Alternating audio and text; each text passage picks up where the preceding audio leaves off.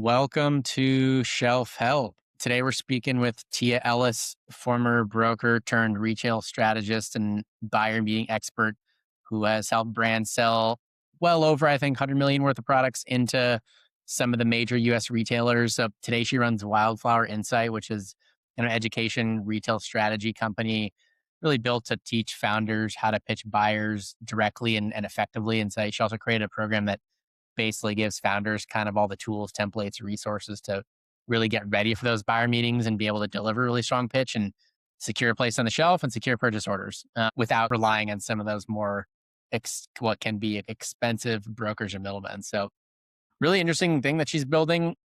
Yeah, first off, Tia, for the listeners that aren't all that familiar with Wildflower Insight, I'd love to just get a quick lay of the land just in terms of kind of the origin story and the why behind starting Wildflower, what you kind of who you serve and kind of some of the core problems you solve, and then maybe if you want to touch on like how your approach differs a bit from traditional brokers or consultants, and then we'll go from there.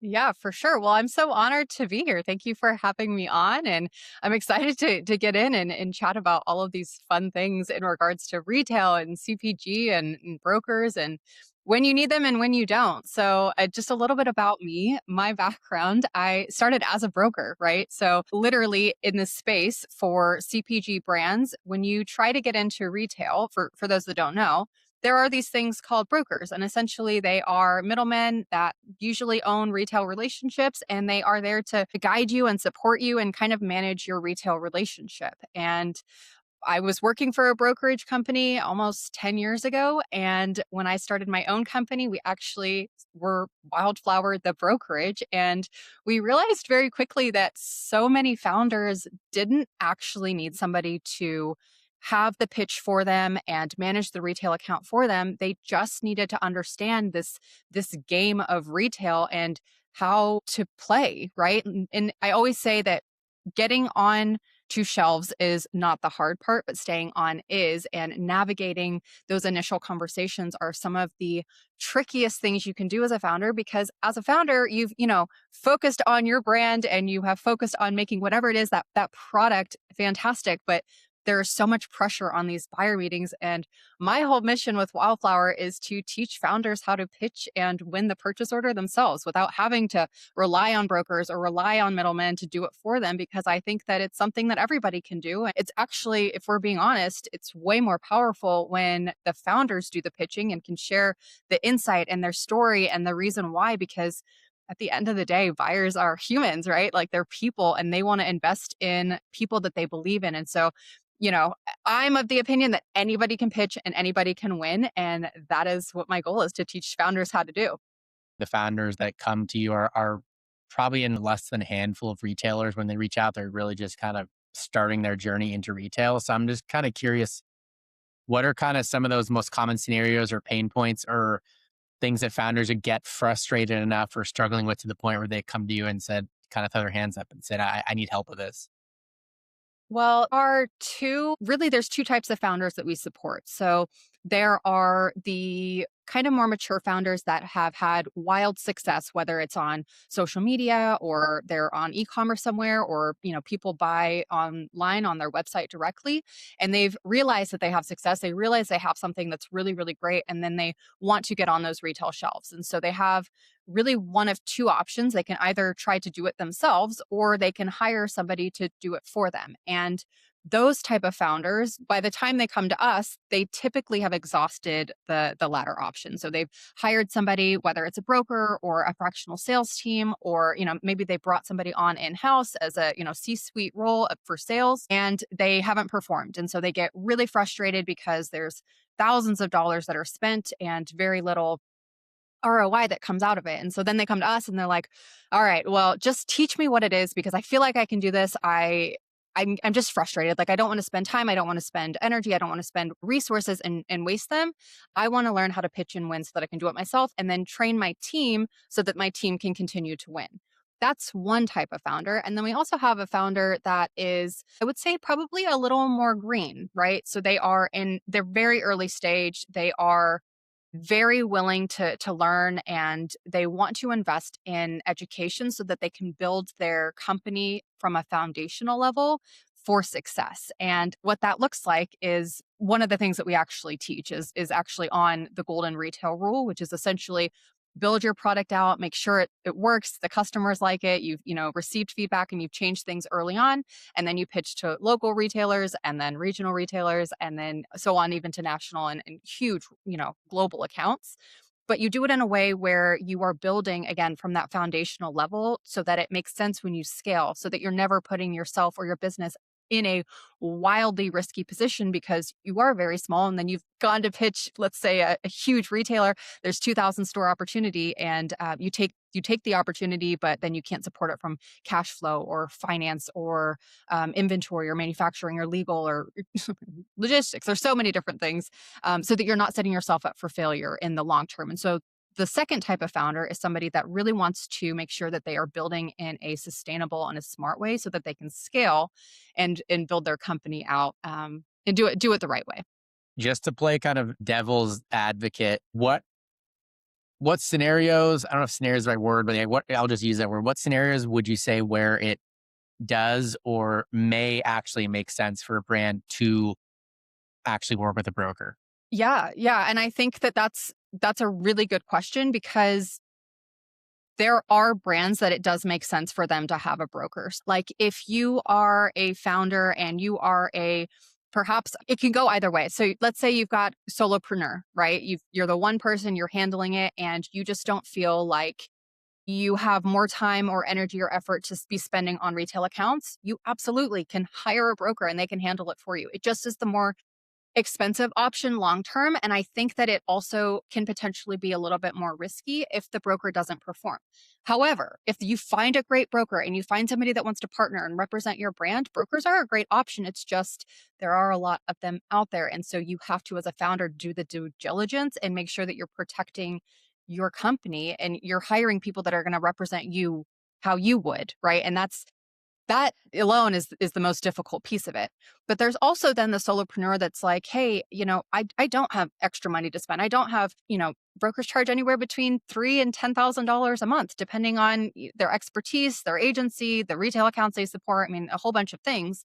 But you have founders that are solopreneurs. They're not even paying themselves. So where are they going to get extra money to then, hope that retail accounts are made and hope that purchase orders start coming in? And those are the kind of founders that say, hey, you know what? I'm not willing to invest on a monthly basis for somebody else to manage my business for me, but you know what I do want to do? I want to learn how to pitch and win those buyer meetings myself so that I can grow. I can control the accounts that we go after. I know what I'm learning. I am getting feedback and I'm building out the pitch so that when the opportunity comes and the stars align and the buyer is in the right mood and, it all works out perfectly, we are ready to support it and sustain it. And then that way I actually can choose the next hire and not all of my dollars are going towards, maintaining this broker, which we might be dependent on now because they own your retail relationship, which, can potentially put you in kind of a little bit of a bind. So I am not against brokers, really, truly, I'm not. I know that a lot of brokers think that I am, but yeah, it's true. But, I think that you have to do whatever is best for you as a founder. And I think that knowing your opportunities and knowing your options early on is really the most powerful thing here. Totally. Yeah, that makes a lot of sense. One thing you like to really highlight or reiterate for your clients are at retail buyers are not consumers. Walk through from your perspective, like what this means in terms of what's the most important thing we want founders to understand from this point, just from a practical standpoint, and when it comes to how founders should be pitching their brand to buyers and not thinking about them as consumers. Totally. There are three main pitches that a product founder will potentially need to master. So the first one is to the customer, right? Like, does it taste good? Does it make me feel good? Do I have some type of health benefit from it? Like, how is the individual person benefiting in some way? How are you impacting and making their life better? That's the pitch to the customer. Then you have a pitch to potentially an investor. And an investor, most of the time, also is not the customer, but they want to make sure that they're going to get their money back in a 5 to 7 year period. So they care about the ROI, they care about how much your product is going to sell, and then when they make their money back. Then you have the pitch to the retail buyer. And the retail buyer is a little bit different because there is the buyer psychology that you have to consider. So Retail buyers work for typically large corporations. And when you are a buyer, one of the things that you have to think about is when you're choosing the brands that you're going to bring on and you're choosing the partners and the suppliers, the vendors, essentially the entrepreneurs that you're going to partner with, they are always thinking about which brand is going to sell in store because the brands that sell in store perform well on their internal KPIs. And so, for somebody that is overseeing, like they're managing this category, they want to show performance and they want to show like they have been doing their job well because they've been picking winners. And so, when you kind of understand that psychology, when you go in to pitch a retail buyer as a founder, you have to think about, hey, they might not even like, let's say it's a juice product. They might not even like juice. They could potentially be diabetic. Like they might not even try this product that I'm going to put in front of them in this buyer meeting.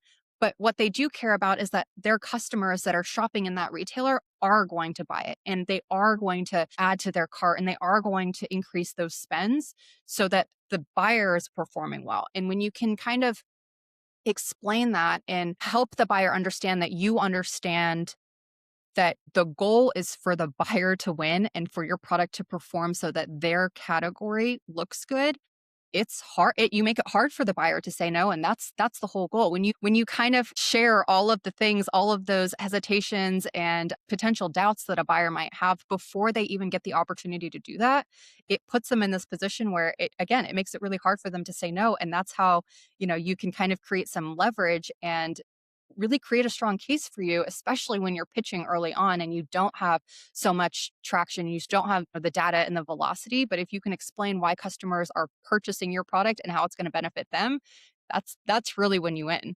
How important is data you can show that there's proof of demand? And then I guess kind of the follow on question, if a brand doesn't have much data to be able to show, like what should their approach look like before Yeah, it? and there's really two. So when in our program Pitch to PO, we teach on a winning pitch deck template, and there are two slides in that template that are really important for data. One is on the growth and the trends, and then the second one is on the brand sales. So if we're talking about the growth and the trends, the goal here is to kind of show the buyer that your product falls within one or two categories that are trending and people are interested and they're motivated and they're purchasing, right? So like if we're talking about, let's say it's a shelf stable juice and it's got, let's just say it's got a vitamin, so it's got a functionality to it. One of the things that you might want to consider in the growth and trend slide is some type of statistic on how many families are looking for extra vitamins for their kids, or how many moms want to have easy shelf stable juice box type things for their children's lunches so that they don't have to rely on X, Y, or Z.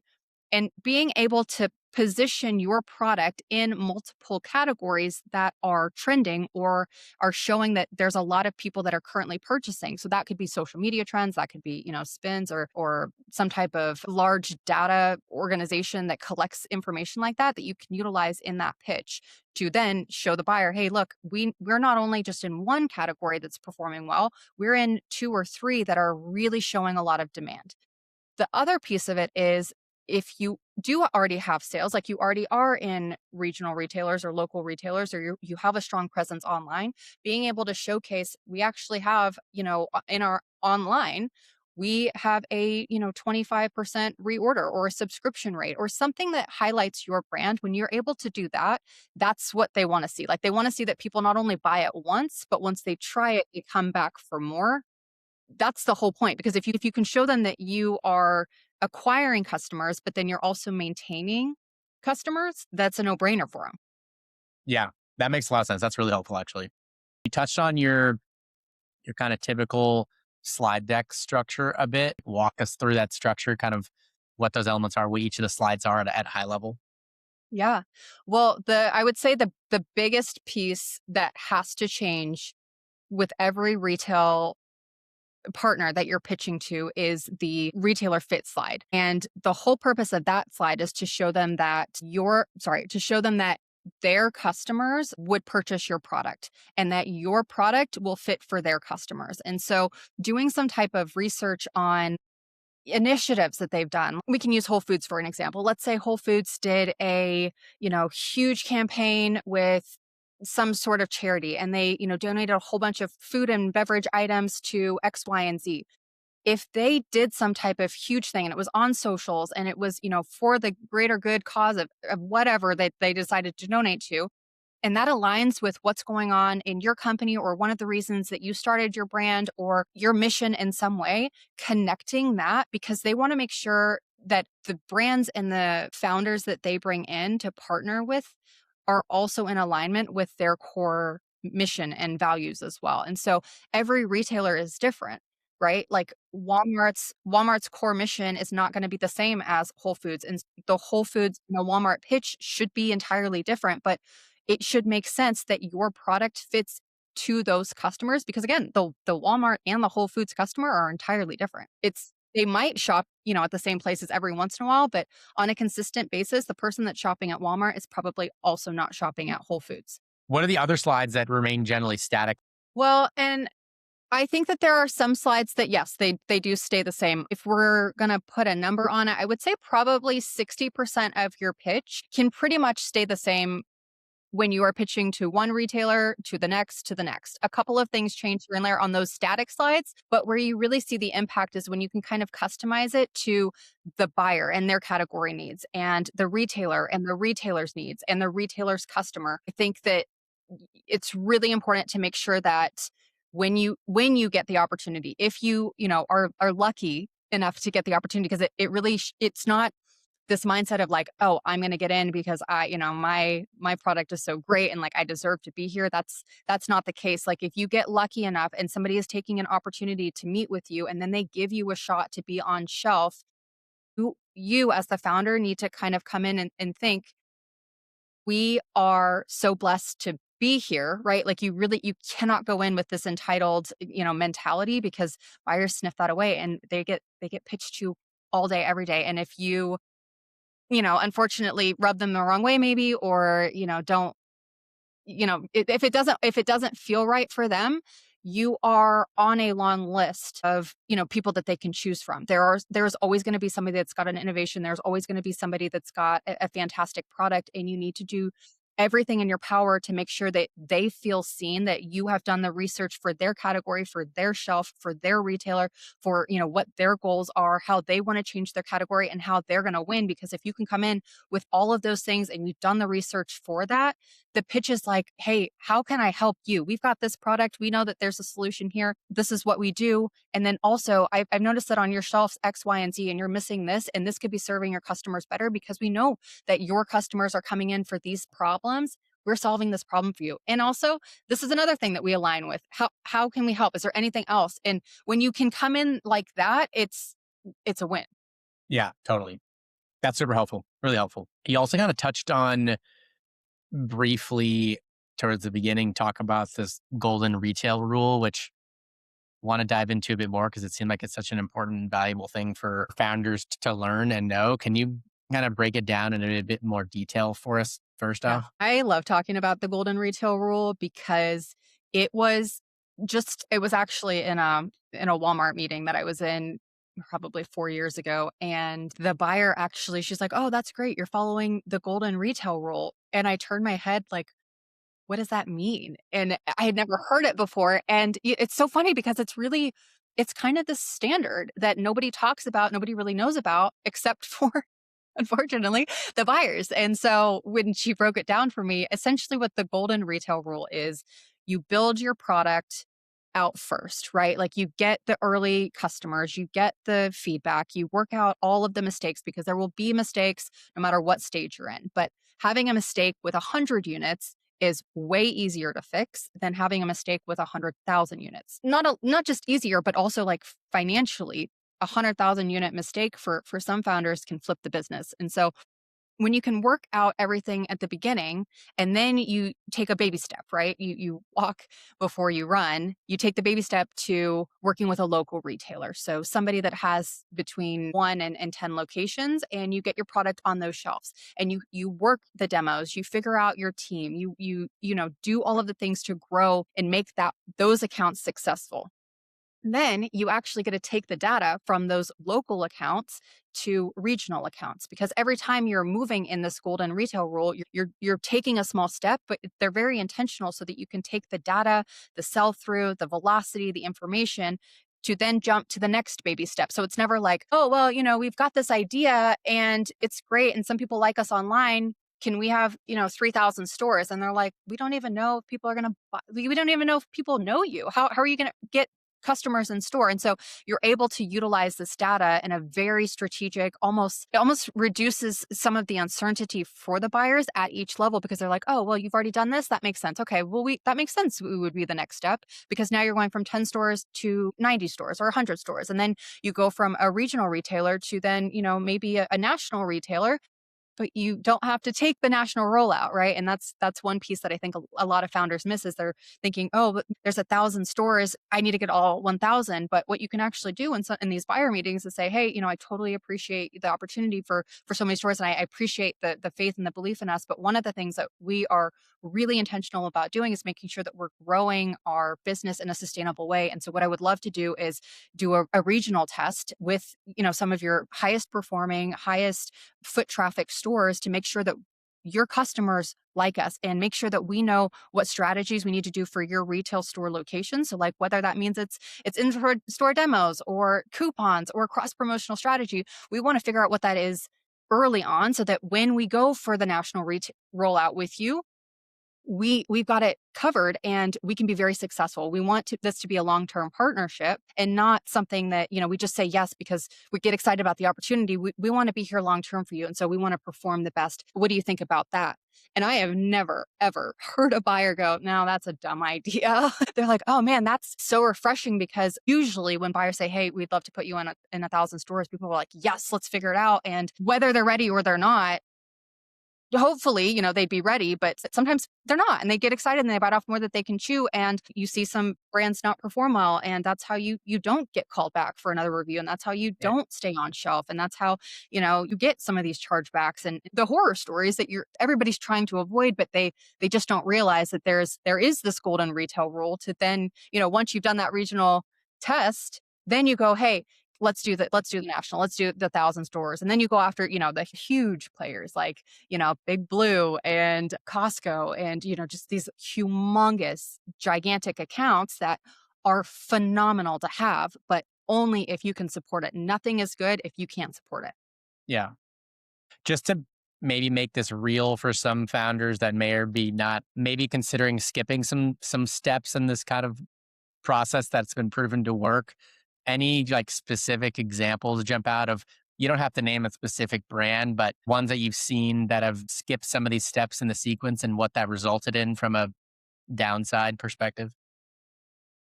Yeah, so I'm gonna try really hard to not mention I got one right in my head, but I'm gonna do my best to not to not mention their name. Yeah, so I was speaking with a brand a little while back, and they launched just around 2020, and they had a wild success, right? So in 2020, everybody was at home. There was the pandemic. Everybody was online shopping. They had wild success online on their website, even on Amazon. They just performed really well. And they thought, we've got such a successful product, everybody wants us. And they went to go and pitch to a retailer that has over 3,000 stores on a global level, not just stateside, not just in the US. They went big, and they could not support past the fifth purchase order, right? And so when you start pitching to retail buyers and you start having these conversations and you start getting the wins, you get the purchase orders, you also as a founder have to accept the payment terms. And so sometimes that looks like 15 days, sometimes it looks like 30, sometimes it's 60, sometimes it's 90, depending on how you negotiate and what's going on. And they could support the first purchase order. And these are purchase orders with two commas, right? Like they're very large. They could support the first one, and then the second one, and then the third one they were starting to, feel it because they had a 90-day payment term. They didn't negotiate the terms very well. And so they're floating all of this money. And by the fourth one, they had to go back to the buyer and say, hey, we actually can't. I know you, this is literally the conversation. I know you've given us almost $6 million.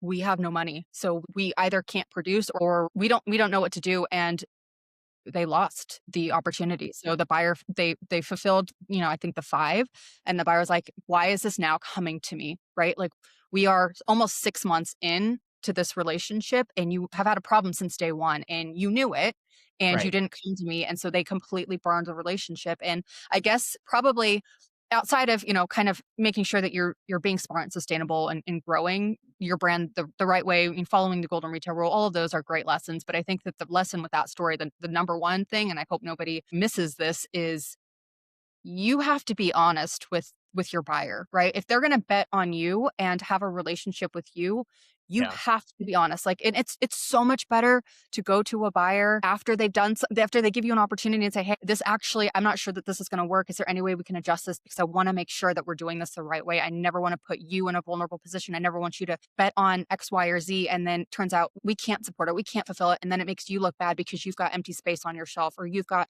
you know." Your boss is upset with you because or whatever, and going in that way and having the conversation honestly up front is so much better, and they will respect you 10 times more than waiting as long as you can and then saying, "Hey, there's a problem. What do we do?" Because they don't, buyers are really busy. They don't have time to handle your problems for you. They have their own problems, and they love it when founders can do some brainstorming and be honest and respectful of their time and come in as a true partner. And that's the most important thing. You need to treat a buyer like they're a human and like they're a partner, and there's somebody that you want to help succeed, not just Yeah. constantly be asking and taking from. Right. One thing I've heard you harp on is operational readiness, meaning brands really need to be shelf ready before they even get to the point of pitching a buyer. Because then if the buyer says yes, then they might be in a tough position if they're actually not shelf ready. What does operational readiness mean to you? And maybe if they don't have some kind of like checklist of brand should have top of mind. Well, there's so many things that come with the ops for a CPG brand, and we can go into legal and financial and product development, all of that stuff. I think the biggest piece for founders, because they'll get the legal thing, right? Like, they'll make sure that their product makes sense. They'll make sure that the nutrition label is compliant. Like, those things, they're right in front of your face. It's hard to miss. The piece that so many founders we see struggle with, and all of a sudden they get the opportunity and then they scramble, is in the logistics slide. So when you get a large purchase order, or you start working with a regional retailer, and you transition from shipping boxes from maybe your garage or from your small warehouse into creating the product from directly from the manufacturing facility, filling up containers, sending truckloads, like that jump from shipping from the garage to then having the manufacturing in truckload and shipping quantities, is where so many founders go, "Oh, I don't understand what a FTL, which is a full truckload, or an LTL, which is a less than truckload, and who do I call, and how do I manage these appointments, and what does that look like?" And so having a team that can, or even a fractional team, a team and somebody that can help you manage those appointments and the logistics and the weights and the dimensions and the carriers and all of that, it is an entire job. And making sure that you have somebody that can do that the right way will save you so much time, especially as you grow, right? Like, the goal is you get a truckload order, and then you get another one, and then you get 5 of them, and then you'll have to build it out at some point. And having the conversation early on with industry professionals in that logistics space are really, really great, because it will just save you time. I think you help brands get into pretty much every major retailer around in the market these days. Just curious in terms of maybe just like one or two top of mind things for each of these. I'm kind of curious, like just picking a few like things that really differ between Costco, Walmart, HEB, and then some type of natural retailer like, I don't know, Fresh Market or Sprouts or something along those lines. I think that we help founders pitch and win in the buyer meeting, and it's on the founder to do the research for the specific retailer to understand why they're different. So, like, a Costco is going to be different than a Walmart because it's bulk versus the low cost leader. And then, a Walmart will be different than a Fresh Market because it's low cost leader versus, specialty. And there are different price points to each of those. And one of the things that I encourage any founder that's listening to think about what their price point is on the market. And as the founder, you get to decide that, right? So we'll do really easy numbers. So let's say you've got a candy bar, and at the lowest price that it should ever be available to be purchased by the consumer, let's say you want to set it at $1. The highest price that you might set it is $3. And so when you're thinking about the retail partnerships that you want to have, you have to think about, okay, well, if I'm going to have Walmart or maybe a Costco be a partner at some point, if I set my price point for the fresh market consumer at $1, Walmart is going to come in and say, "Hey, we are the low cost leader. We need to be lower than them. So give us a better price so that we can sell." And so you have to think about the entire scope of how your product is going to be sold through the lifetime of the product. And you have to kind of, it's not really ranking, but it's fitting them. It's this puzzle, and you have to fit the pieces to make sure that they make sense. So like if you have a specialty retailer, odds are that the shopper is going to be able to spend a little bit more, or willing to spend more on the same item at the specialty retailer versus being at a large, bulk retailer, or, a retailer that's known for cost savings. So you kind of have to think about that. And that's one of, as you actually mentioned, that's one of the pieces that changes on the pitch deck. That those are one of the pieces that change is the pricing slide. Yeah. On that topic, as an example, I've heard that Sprouts is not at all like compared to others, not all that hard to actually get on the shelf, but it's really hard to stay on the shelf long term. Whether that's accurate or not, you can tell me. But just using that as an example, are there for brands that are taking that jump into like the first, I don't know, say like mid-size to big size retailer, like a Sprouts or a Whole Foods size as an example, like are there kind of specific retailers from your mind that are going to be a generally like a better fit and may have on average have more brands may have more success in as kind of their first big retailer to work with? One thing that I encourage founders to do when they are starting, so they're going from that jump from, hey, I've got, a couple of locals and I'm looking for a regional. One of the things that I always encourage founders to do is consider a retailer that doesn't require you to go through a distributor. So there are retailers that you can actually send. Let's say you get this order, you can actually send 4 pallets straight to their warehouse, and Right. then they send their trucks to their warehouse, and then their trucks go and deliver to all of their stores. When you do that, you don't have to pay for a distributor like a UNFI or a KE, or even there's regional distributors, there's even smaller distributors. They're all great. It just kind of depends on where you're at in your journey. And for founders that are making that step from really small to get that first regional partner, I always think it makes the most sense to keep the most amount of money. Call me crazy, but, Right. that's my biggest piece of advice. And then once you build that retailer out and you do it well, then you go after some of the accounts that require you to have, distribution. And I'm not saying distribution is bad, but at the beginning, it's not all of the time necessary. And there are different ways that you can kind of get around that and still keep a significant portion of your money. And I think that's, kind of ties back into everything that we do. We want founders to keep their money. Like it is hard enough to do this job as a founder and as an entrepreneur. And then you've got distributors want a piece, and the retailers, of course, need a piece. And then, brokers might also want a piece. And then at the end of the day, when it's time to invest back into your business, let alone, give yourself a salary, there are pennies. And the founders are the ones that have to figure out creative ways to make more dollars stretch. And I think that there's an easier way to do that. And there is. So it's my whole personal thing.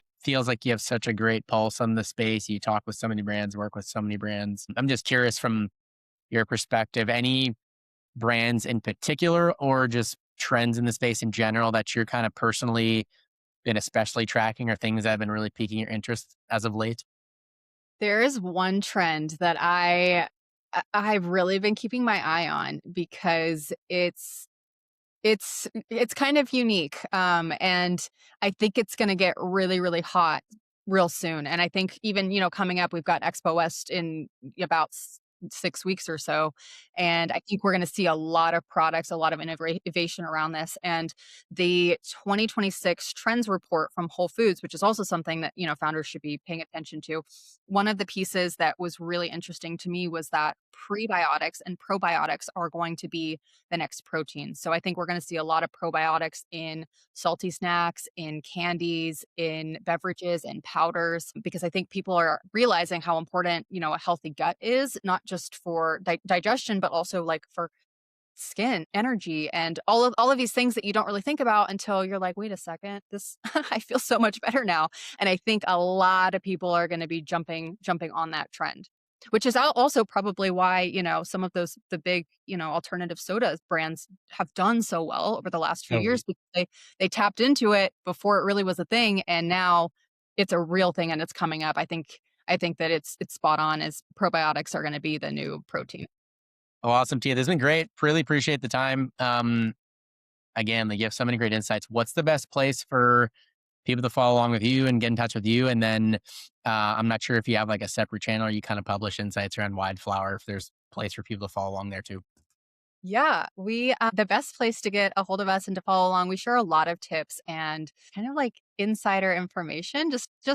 Honestly, they're just tips for founders on LinkedIn. And the name, of course, is Tia Ellis. And then my Instagram, the handle is actually the Tia Ellis. I tried to be Tia Ellis, but somebody had taken it. So it is the Tia Ellis for Instagram as well. And if anybody wanted to, follow that, that's where all of our tips and all of our best information is. We want to make sure that founders get the information and get the support and kind of like that community feel that they need, because we've been there and we've done that, and it's tough, and you don't have to make the same mistakes we've done For because we've sure. already made them. And so we want to share all of the good, bad, the ugly, all of it.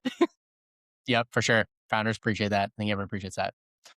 Well, yeah, Tia has been awesome. Really appreciate the time. I think that's the pod. Thanks, Adam.